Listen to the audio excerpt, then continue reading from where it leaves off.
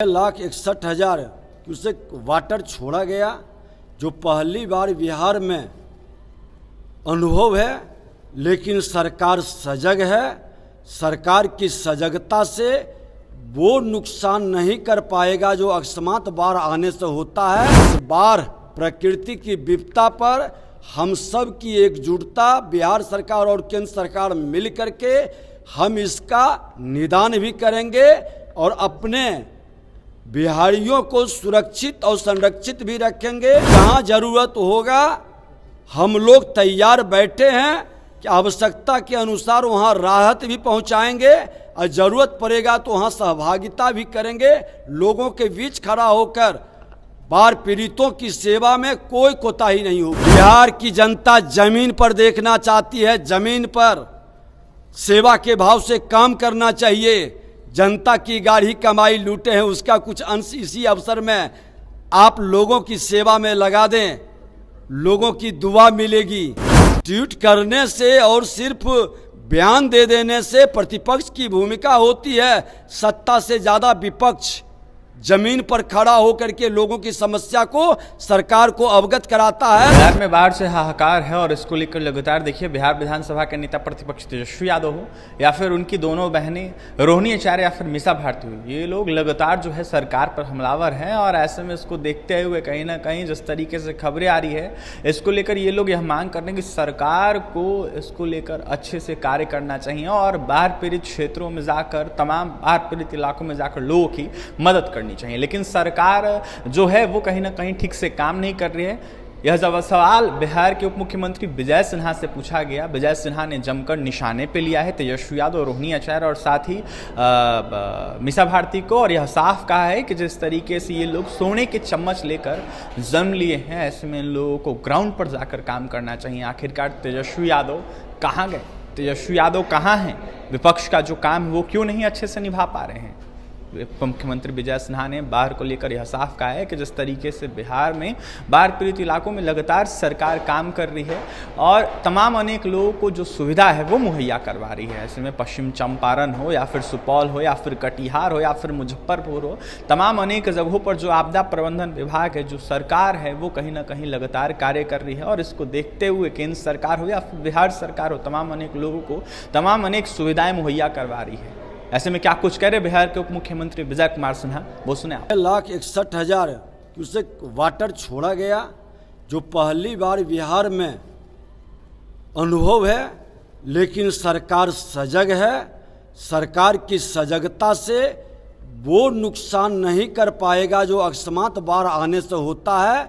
शासन प्रशासन पूरी नज़र रखे हुए है और भारत सरकार भी बाढ़ आपदा से निपटने के लिए 11,000 करोड़ से ज़्यादा जो दिया गया है। कल डीपीआर भी नेपाल के डैम के लिए बनाने का पूरी प्लानिंग चल रही है। इस बार प्रकृति की विपदा पर हम सब की एकजुटता, बिहार सरकार और केंद्र सरकार मिल करके हम इसका निदान भी करेंगे और अपने बिहारियों को सुरक्षित और संरक्षित भी रखेंगे।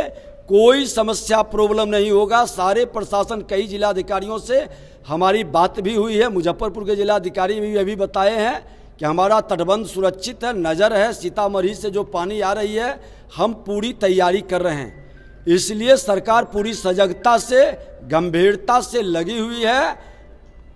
पूरी तरह से जहां जरूरत होगा हम लोग तैयार बैठे हैं कि आवश्यकता के अनुसार वहां राहत भी पहुंचाएंगे और जरूरत पड़ेगा तो वहां सहभागिता भी करेंगे। लोगों के बीच खड़ा होकर बाढ़ पीड़ितों की सेवा में कोई कोताही नहीं होगी। लेकिन ये रोहिणी आचार्य है, वो सवाल खड़े करे कि राष्ट्रीय आपदा घोषित करने चाहिए बिहार सरकार को करनी नहीं। देखिए, रोहिणी जी कहाँ हैं? पटना रही। ये कभी सिंगापुर से, कभी पटना से। इनके भाई कहाँ हैं? नेता प्रतिपक्ष कहाँ है बताएं? अरे जिम्मेवारी निभाओ। सोने के चम्मच लेकर जन्म लेने वाले लोग, राजा रानी के पेट से जन्म लेने वाले राजकुमार और राजकुमारी जी, बिहार की जनता जमीन पर देखना चाहती है। जमीन पर सेवा के भाव से काम करना चाहिए। जनता की गाढ़ी कमाई लूटे हैं, उसका कुछ अंश इसी अवसर में आप लोगों की सेवा में लगा दें, लोगों की दुआ मिलेगी। आज वो भाव नहीं है। सिर्फ ट्वीट कर करके सेवा का मनोभाव बनाना। हम तो कहते हैं, हमने पहले ही अपील किया कि सभी लोग को मिल करके आपदा में सेवा के भाव से काम करना चाहिए।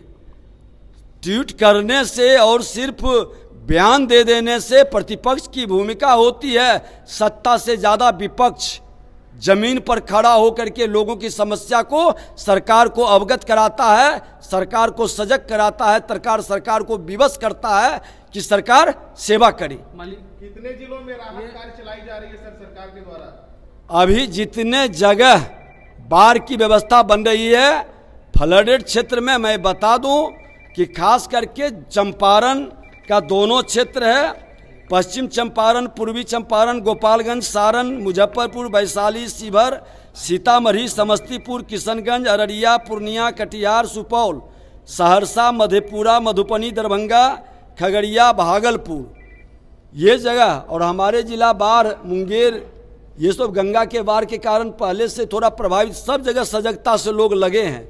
आरा भी हम लोग गए थे, सब जगह लोगों की नज़र है।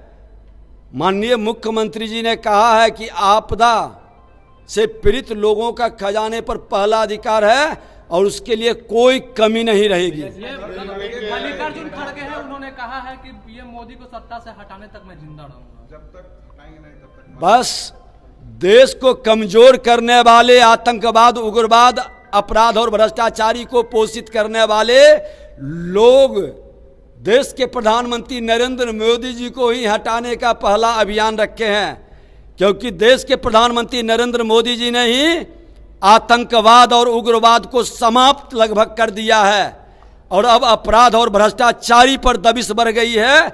इसलिए ये अंतिम छटपटाहट में है और ऐसे भी दीपक जब बुझता है तो फफकता है। ये लोग फफक रहे हैं क्योंकि बुझने की ओर चल चुके हैं।